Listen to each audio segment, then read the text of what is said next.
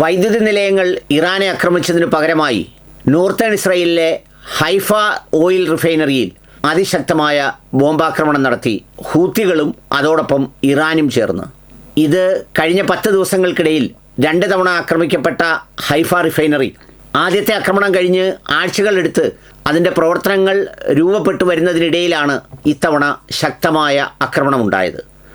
Haifa റിഫൈനറിയെ ഉന്നം വെക്കുമെന്നും തങ്ങളുടെ ഏതൊക്കെ സ്ഥലങ്ങളാണോ ഉന്നം വെച്ചത് അതിനു പകരമായി തങ്ങൾ ലക്ഷ്യം വെക്കുന്ന ഇടങ്ങളൊക്കെയും ആക്രമിക്കുമെന്ന ഇറാൻ പറഞ്ഞത് അക്ഷരാർത്ഥത്തിൽ പാലിച്ചുകൊണ്ടാണ് ഇപ്പോൾ ഈ ആക്രമണം നടത്തിയിരിക്കുന്നത്.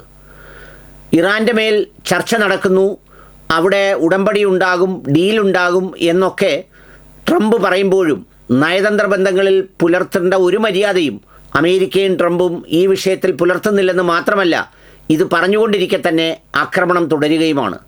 അതുകൊണ്ടാണ് ഇറാൻ ഒരു തരത്തിലും വിശ്വസിക്കാനാവില്ല ഇവരെ എന്ന് ആവർത്തിച്ച് വ്യക്തമാക്കുന്നത്. ഇതിനിടയിൽ ഇറാനിൽ റെജിം ചേഞ്ച് ഉണ്ടായി, എല്ലാവരും മാറി, എന്നോട് സംസാരിക്കുന്നത് പുതിയ ആളുകളാണ് എന്നൊക്കെയാണ് ട്രംപിൻ്റെ വർത്തമാനം.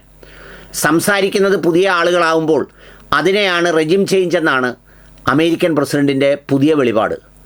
ഏതായാലും ആ വെളിപാട് നിലനിൽക്കെ തങ്ങളുടെ കേന്ദ്രങ്ങൾ ആക്രമിക്കുന്നതിന് പകരമായി മിഡിൽ ഈസ്റ്റിലും അതുപോലെ തന്നെ ഇസ്രയേലിനെയും ആക്രമിക്കും എന്ന് പറഞ്ഞത് അക്ഷരാർത്ഥത്തിൽ ചെയ്തിരിക്കുകയാണ് ഇറാൻ ഇപ്പോൾ ചെയ്തിരിക്കുന്നത്. ഹൈഫയിൽ 4ഓളം റോക്കറ്റുകൾ പതിച്ചുവെന്നും അതിൽ 2 എണ്ണം വളരെ ക്രൂഷ്യലായ ഹിറ്റിംഗ് ആയിരുന്നുവെന്നും ശക്തമായ തീപിടിച്ച ചിത്രങ്ങളടക്കമുള്ളവ പുറത്തു വന്നിട്ടുണ്ട്.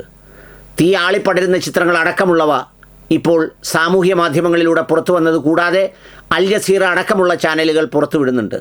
തങ്ങളുടെ വിദ്യാഭ്യാസ സ്ഥാപനങ്ങൾക്ക് നേരെ ആക്രമണം നടത്തിയാൽ മിഡിൽ ഈസ്റ്റിലെ അമേരിക്കൻ സ്ഥാപനങ്ങളെയെല്ലാം ആക്രമിക്കുമെന്നും അവിടെ നിന്ന് വിദ്യാർത്ഥികളെ ഒഴിപ്പിച്ചു കൊള്ളാനുമാണ് ഇറാൻ്റെ താക്കീത്. പല സ്ഥാപനങ്ങളും അതുകൊണ്ട് തന്നെ വളരെ ഭയത്തിലും ഭീതിയിലും, ചിലതൊക്കെ വർക്ക് അറ്റ് ഹോം പോലെ ഓൺലൈൻ വിദ്യാഭ്യാസത്തിലേക്കൊക്കെ മാറുകയാണ്. ഏതായാലും അതിരൂക്ഷമായ അവസ്ഥയിലേക്കാണ് ലോകം ഈ യുദ്ധത്തിലൂടെ കടന്നുപോയിക്കൊണ്ടിരിക്കുന്നത്.